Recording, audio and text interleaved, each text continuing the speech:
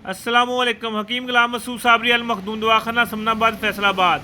आज हम जद्वार खताई के बारे में बताने लगे हैं। ये काम क्या करते हैं, होती कैसी है और किन किन अमराज पे ये काम करती है। ये जद्वार खताई है, ये गौर फरमा लें।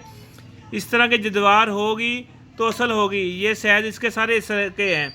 अगर इससे बड़ी होगी, फूली होगी, वो जद्वार नहीं, वो बेकार है। ठीक है।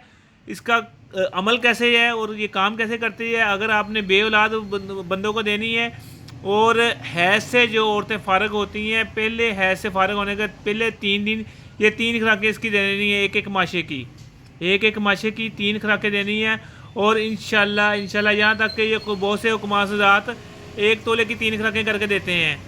मसलन 3 3 माशे की एक एक खुराक देते हैं और अल्लाह पाक उनको उम्मीदवारी करते हैं, उनके अंदर यूट्रस में और जो जो खराबियाँ होती हैं वो कवर हो जाती हैं।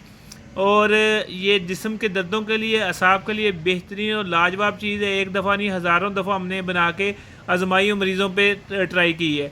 और ये जिस्म के खुलियात, दिमाग के खुलियात, जो बरीक दागोनमा असाब हैं, उनको चलाने का ये बेहतरीन ज़रिया है। और ये बेज़र है।